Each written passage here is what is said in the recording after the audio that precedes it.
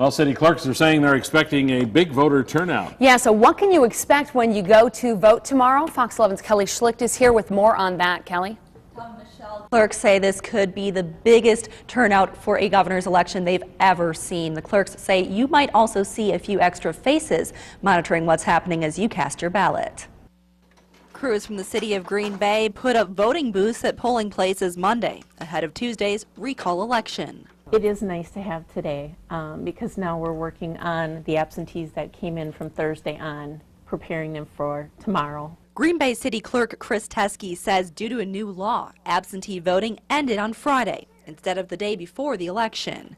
However, that's created some confusion for people looking to vote absentee on Monday. So we're directing them to where their polling location is for tomorrow.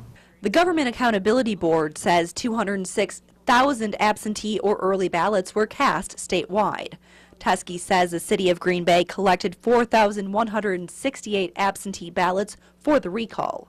That's fewer than the 6,000 for the 2008 presidential election, but still high. Clerks say the amount of people who turned out for early voting and absentee voting may be a good indicator of how many people will go to the polls on Tuesday. I think between 60 to 65%. Wisconsin's Attorney General says he'll have agents from his office monitoring polling places in several cities, including Green Bay and Appleton. We've been sending agents and attorneys and teams along with local officials to polling places around the state ever since before I was Attorney General, so it's certainly not a novel approach. Though campaigns have been contentious, Teskey says she doesn't think voter fraud or the extra monitoring will be an issue. We had that for the presidential. All the poll workers are trained.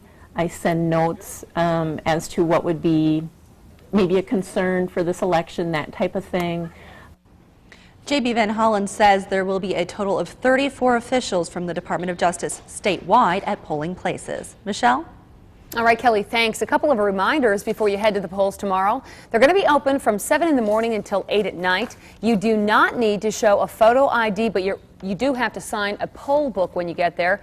You don't need to vote along party lines either. For example, you can vote for a candidate of one party for governor and a candidate for the other party for lieutenant governor.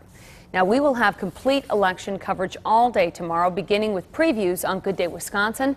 Then on Fox 11 News at 5, we'll have updates on the candidates. We will begin showing results on air, and we will also show them to you live on our website, fox11online.com, as soon as the numbers come in. Then on Fox 11 News at 9, we'll have live coverage from the campaigns and analysis from experts in the studio. We'll also air the speeches from both Governor Walker and Mayor Barrett.